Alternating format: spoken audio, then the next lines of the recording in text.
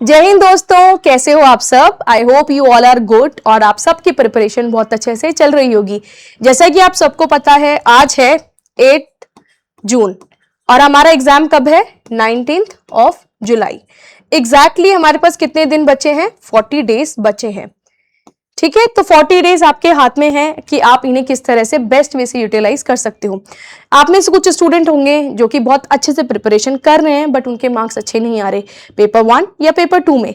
तो कोई बात नहीं, आपको बिल्कुल भी डिसहार्टेंड होने की जरूरत नहीं है, क्योंकि इस टाइम पे होता है कि डिपेंड भी करता है कि कोचिंग इंस्टीट्यूट किस तरह के पेपर बना रहे हैं और बहुत सारे अदर फैक्टर्स भी होते हैं जिसपे हमारे स्कोर मैटर करते हैं।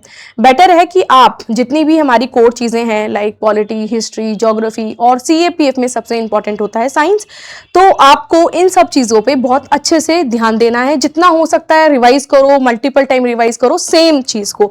ऐसा नहीं है कि आप 40 दिन में 40 अलग अलग सोर्सेज से पढ़ रहे हो उन्हें, तो इस तरह से you will mess up your preparation. No, आपको एक ही सोर्स को बहुत बार पढ़ना है। अगर आप रिपीट करोगे तो आपकी जो मेमोरी है उसमें वो चीज बहुत अच्छे से फिक्स हो जाएगी। तो एक ही सोर्स को आपको मल्टीपल बार रिवाइज करना है और इट इज फाइन। यूपीएससी का पैटर्न होता है पेपर का, वो जिस तरह से बनाएंगे उस तरह से बनाएंगे एंड आई होप आप बहुत अच्छे से कर पाओगे वहां पर। तो सबसे बेस्ट एडवाइस यही है कि 40 दिन में आपको अपने जितने सब्जेक्ट आप पढ़ चुके हो, ठीक है, और डिस्क्रिप्टिव में आप जितने आंसर्स भी लिख चुके हो उन्हें बहुत अच्छे से रिवाइज करो। और सबसे इंपॉर्टेंट चीज ये है कि आप वीकली टेस्ट दो पेपर 1 और पेपर 2 का। उससे ये होगा कि आपका बहुत अच्छा फ्लो बना रहेगा और आपको कॉन्फिडेंस भी आएगा। ठीक है, तो कॉन्फिडेंस के लिए आपको अभी भी इस रेस में रहना है। ऐसा नहीं है कि अभी आपके मार्क्स अच्छे नहीं आ रहे तो आप बस साइड में बैठे हो, नहीं, ऐसा नहीं करना। आपको जितना भी हो सकता है 40 डेज में आपको बेस्ट वे से अपनी एनर्जी को यूज करना है। ओके, और जो भी अगर आपको हेल्प की जरूरत हो you can contact us any time और you can come to our office. Okay, चलो अब हमारा ये चैनल है स्टडी फंडा का, तो आपको इसे सब्सक्राइब करना है अंतिम पक्की सीरीज के लिए। और टॉपिक तो मैं बताना भूल गई आपको। आज हमारे अंतिम पक्की 7 डेज का टॉपिक है। 7 डेज में हम 7 डे में हम क्या डिस्कस करने वाले हैं? ऐसे डिस्कस करेंगे। और ऐसे का टॉपिक क्या है? Education is the strongest tool for social transformation. Okay, इससे पहले हम 6 टॉपिक कर चुके हैं, 3 ऐसे के और 2 ऐसे के, 2 रिपोर्ट राइटिंग के और 2 आर्ग्यूमेंट राइटिंग के। तो आज हमारा ऐसे का टॉपिक है और इसे हम जिस तरह से हमने लास्ट टाइम किया था उसका थोड़ा डिफरेंट वे से हम ऐसे को आज करेंगे। तो आपको एंड तक देखना है। और ये तो है ही कि आपको जहां से अपडेट मिलेगी, अपडेट के लिए आपको हमारा टेलीग्राम चैनल तो सब्सक्राइब करना ही है, तो ये कर लेना। यहां पर आपको क्या क्या चीजें मिलती है? आपको 9 बजे के आसपास अंतिम पक्का टॉपिक मिलता है एंड देन शाम को मतलब रात को 9 बजे के आसपास आपको वीडियो मिलती है इसी सेम टॉपिक की। और यहां पर आपको PDF भी मिलती है इसी टॉपिक की। तो बहुत अच्छा कंटेंट है ये। You can join this so that you will get all these things in a best way. Okay, तो ये इनिशिएटिव है कुछ हमारे। इसमें साइंस होगा। साइंस में जैसे आप सबको पता है अभी CAPF के लिए, CDS के लिए और जो हमारे जनरल एग्जाम्स होते हैं उसके लिए साइंस बहुत ज़्यादा ज़रूरत है। साइंस की बहुत ज़्यादा ज़रूरत है। तो हम बहुत बार इसे इग्नोर करते हैं, हमें सोर्स नहीं मिलते कि हम कहाँ से साइंस को कंप्लीट कर सकें। तो this is the best book. तो आप इस बुक को परचेज कर सकते हैं। ये बेसिक से लेकर एडवांस तक की है। ओके, और ये हमारा कोर्स है पेपर 2 का, जिसके बारे में आपको पहले ही बता चुकी हूँ कि यहाँ पर आपको वीडियो मिलेगी, आपको जो ऐसे नोट्स मिलेंगे जो डाउनलोड कर सकते हो आप। ओके, और यहाँ पर थीम वाइज आपको टॉपिक भी मिलेंगे एंड आपको ग्रामर लेक्चर्स मिलने वाले हैं यहाँ पर और एक्सपेक्टेड टॉपिक की लिस्ट भी आपको मिलेगी विद सॉल्यूशन। ऑलराइट, तो आप ये 2 चीजें देख सकते हो। What ever you feel good for your self you can think about it.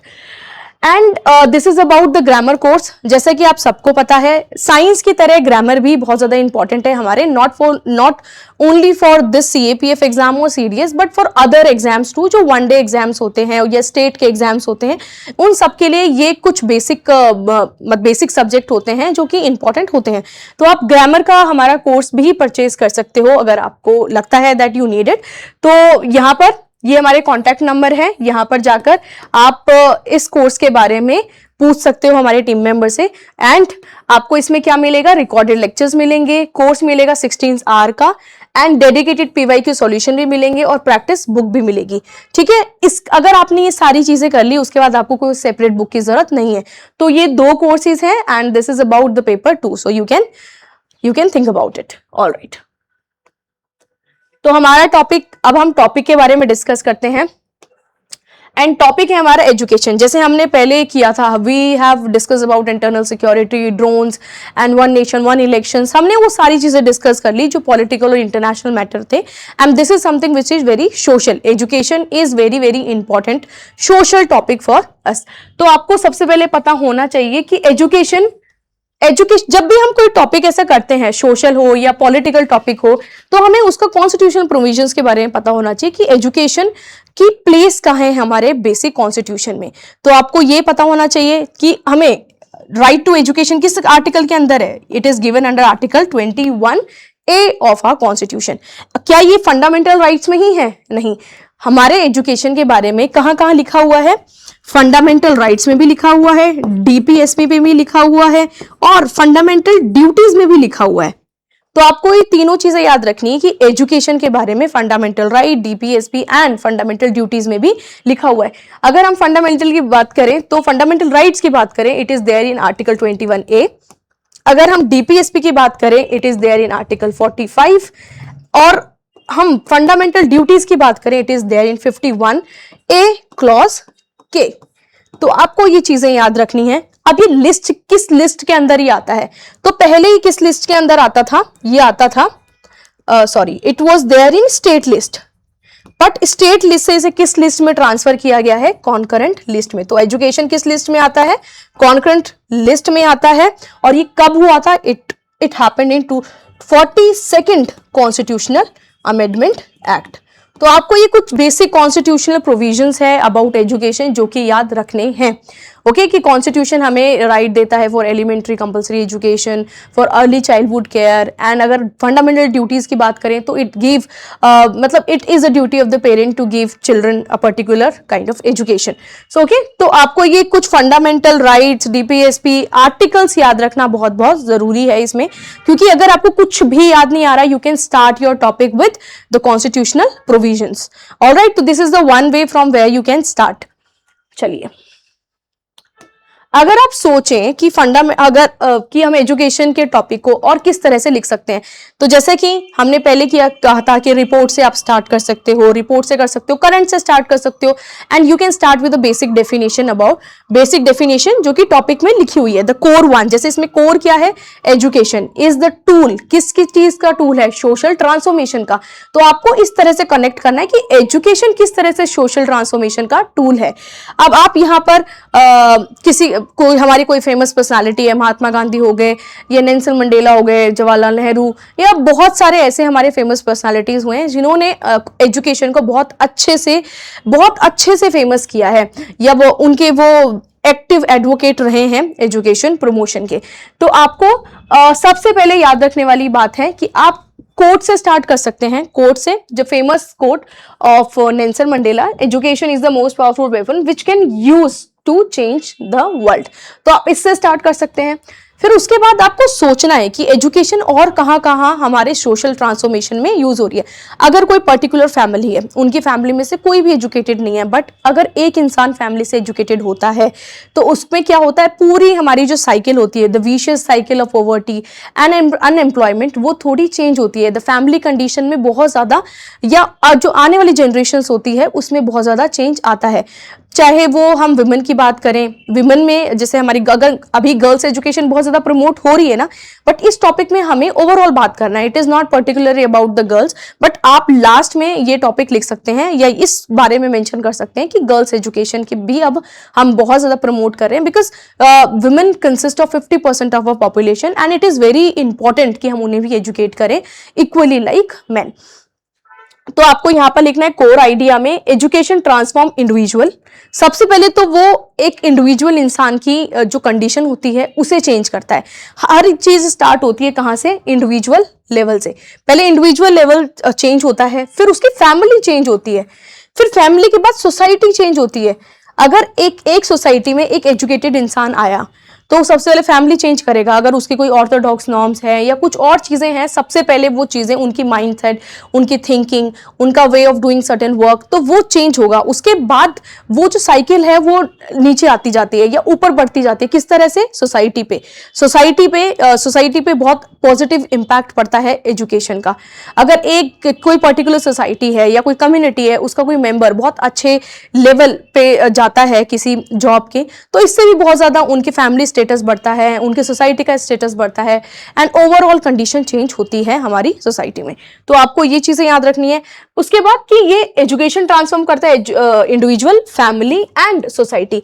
And next में आपको लिखना है कि ये रिड्यूस करता है इनइक्वालिटी।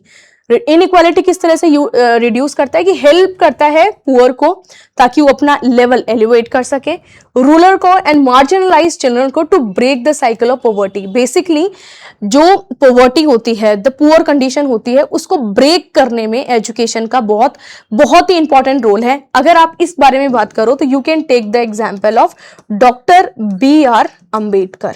Doctor B.R. अम्बेडकर के बारे में आप लिख सकते हो, ठीक है। आप महात्मा गांधी के बारे में लिख सकते हो, ऑल्दो उनके फादर वकील थे, बट स्टिल आपको कुछ ऐसे एग्जाम्पल्स लिखने हैं जो जनरेशन थी वो बहुत ज्यादा पुअर थी। ऑलराइट, उसके बाद आप कहाँ से एम्पावर्स वुमेन। अभी हम बहुत सारी स्कीम्स चला रहे हैं, बेटी बचाओ बेटी पढ़ाओ। उसके बाद we have scholarship programmes and we have Kasturba Bai Baal Kanya विद्यालय या एजुकेटेड गर्ल्स गेन इंडिपेंडेंस। अगर किसी फैमिली में या हमारी सोसाइटी में जितनी लड़कियां पढ़ी लिखी होती हैं, उन्हें उतनी इंडिपेंडेंस फील होती है या उन्हें उतनी इंडिपेंडेंस मिल जाती है automatically. Alright, and then this strengthen democracy. अब जितने भी हमने पहले सब टॉपिक्स पढ़े हैं उसमें we only talked about the social things, but this is the political thing that education strengthen democracy build. किस तरह से? Because it's create awareness. जितना इंसान पढ़ा लिखा होगा, उसे चीजों का पता होगा, वो अपना ब्रेन यूज कर पाएगा, पर कोई भी स्कीम्स आ रही है, पॉलिसी आ रही है, उस पर वो पार्टिसिपेट कर पाएगा। He would be the active participant in the government. तो बिल्ड अवेयरनेस किसके बारे में? राइट्स के बारे में, ड्यूटीज के बारे में, वोटिंग राइट्स के बारे में और कॉन्स्टिट्यूशनल वैल्यूज के बारे में। इकोनॉमिकली हम सोचें तो यस, अगर हम एजुकेटेड होंगे we will be having many options, many opportunities, ठीक है। तो वहां पर क्या होगा? वहां पर हमारे पास सोर्स ऑफ इनकम भी बढ़ेगी। तो सोर्स ऑफ इनकम बढ़ेगी तो ऑफकोर्स हमें इकोनॉमिक चेंजेस भी आएंगे। अब जैसे यहाँ लिखा है कि समग्र शिक्षा और PM Shri, skill India, digital India, improve quality education. तो आपको ये सारी चीजें याद रखनी है। उसके बाद भी आपको लिखना है कि हमारे पास yes that education will change social, economic and political condition of the individual. But अभी भी क्या चैलेंजेस है? चैलेंजेस क्या है? India is one of the largest school system, enrolment is high but learning output must be improve. Yes, अभी हमने change किया है थ्रू नेशनल एजुकेशन पॉलिसी, जो कि कब आया था? 2020 में आया था। बट इम्प्लीमेंट, हमारे पास स्कीम्स है, हमारे पास सारी टेक्नोलॉजी है, हमारे पास टीचर्स है, हमारे पास सारी चीजें हैं, but still we need to focus on quality and proper implementation of the policies. तो आपको क्वालिटी और इंप्लीमेंटेशन पे काम करना है सो दैट जितनी भी चीजें हमारे इस लेवल पे है वो और अच्छे से स्ट्रेंथन हो सके। चलो, अब आपने सारे पॉइंटर्स देख लिए कि आप स्टार्ट कर सकते हो कोर्ट से, आप स्टार्ट कर सकते हो social, economic and political point से, एंड देन चैलेंजेस फिर गवर्नमेंट्स की स्कीम्स एंड ऑल। तो आप इस तरह से अपना पूरा स्ट्रक्चर बना सकते हो इसमें। अब आपको लिखना है अपना एसे, ठीक है। आई होप अब आप लिख पाओगे क्योंकि हमने सारे पॉइंट तो डिस्कस कर लिए। अब आपको क्या करना है? आपको स्ट्रक्चर्ड वे से वो एसे में उसको लिखना है। जैसे कि यहाँ पर हमने पढ़ा था कोट, तो आप लिख सकते हो education is the most powerful weapon which can use to change the world, said by Nelson Mandela. Education is not only about literacy और job but it transform individual, family and society. पढ़ा था, ठीक है, कि एजुकेशन एक ऐसा tool है जो ट्रांसफॉर्म करता है हमारे इंडिविजुअल, सोसाइटी, फैमिलीज को। And in India where inequality exist, जहाँ इंडिया हमारी कंट्री है जहां पर एक वास्ट पॉपुलेशन है, वास्ट एरिया है, तो जितनी ज्यादा पॉपुलेशन होगी, जितना ज्यादा एरिया होगा, तो लोगों की थिंकिंग अबाउट डिफरेंट थिंग्स वो भी क्या होगी? डिफरेंट ही होगी। तो यहाँ पर लिखा हुआ है कि in India where inequality exist, India जहां पर इनइक्वालिटी एग्जिस्ट करती है, किस पे? कास्ट पे, जेंडर पे, रीजन पे, इनकम पे, एजुकेशन पे, तो सॉरी इनकम पे, तो वहां पर क्या चीज काम आती है? वहां पर एजुकेशन काम आती है, जो कि चेंज कर सकती है हमारे particular status of the society. तो आप यहां पर लिख सकते हो कि education become the major force of social change, या आप इससे भी स्टार्ट कर सकते हो कि education is the major tool for social change. किस तरह से? कि वो हमारी जो लेवल है, द लेवल ऑफ पुअर्स को हेल्प कर सकती है, वुमेन को हेल्प कर सकती है, चिल्ड्रन को हेल्प कर सकती है, so that they can elevate the level from the poverty to high level. Alright, उसके बाद आप लिख सकते हो कि एजुकेशन रिड्यूस करती है इनइक्वालिटी बाय हेल्पिंग चिल्ड्रन, जैसे कि हमने इस पॉइंट पे लिखा था। फिर children from poor and rural marginalize community break करती है cycle of poverty and gain equal opportunities. तो एजुकेशन गिव इक्वल अपॉर्चुनिटीज। जैसे अगर हम अपनी फंडामेंटल राइट्स में देखें तो we have 29 and 30 article, 29 and 30 article which talk about minority education and establishment of separate education system for them। तो आपको ये दो आर्टिकल भी लिख सकते हो कि 29, 30, 46 which talk about the marginalized community education। Okay, तो आप ये इन आर्टिकल्स का बीच बीच में यूज करो, और आप जितने भी, अगर आप कोई भी फेमस पर्सनालिटी है उसे जानते हो, उनका नाम बीच में आप यूज कर सकते हो। आप स्कीम यूज कर सकते हो, ओके, कि this was the scheme which help toward to elevate the level. तो आपको ना इस तरह से कुछ चीजें याद रहनी चाहिए, तभी। अब इसमें तो ऐसा है नहीं कि अब मैंने जो आपको पढ़ाया आप सेम जाके वहां पर लिख दोगे। It is not like that, you have to work on your brain, और आपको थोड़ा फोकस करना पड़ेगा कि ये टॉपिक है, और ये टॉपिक में जैसे लिखा है एजुकेशन है, तो किस तरह से सोशल टूल है सोशल ट्रांसफॉर्मेशन का। तो आपको डिफरेंट ब्रांचेस में क्रिएट करना है कि ओके, इंडिविजुअल लेवल हो गया, सोसाइटी हो गया, फैमिली हो गया, उसके बाद वुमेन का आपको अलग से लिखना है। फिर आपको देखना है कि ओके, एजुकेशन से रिलेटेड कौन कौन से कॉन्स्टिट्यूशनल प्रोविजंस है, फिर आपको अलग से उसकी लिस्ट बनानी है, मतलब माइंड में लिस्ट बनानी है कि ओके, ये वाली चीज में यहाँ। फिर एजुकेशन से रिलेटेड क्या क्या चीजें, ये डिजिटल इंडिया प्रोग्राम आया है, अभी नेशनल एजुकेशन पॉलिसी आई है, स्किल इंडिया प्रोग्राम है। वुमेन से रिलेटेड देखो तो बेटी बचाओ बेटी पढ़ाओ, स्कॉलरशिप प्रोग्राम से, स्टैम्प्स है। This is how you have to think and write. Okay, तो ऐसे ही करना है आपको यहाँ पर। फिर उसके बाद हमारा ये है कि India it's empower women through schemes like Beti Bachao Beti Padhao, Kasturba Gandhi Balika Vidyalaya, scholarship for SC STs and OBC minority student. An educated girl is more likely to become independent, healthier and active in decision making.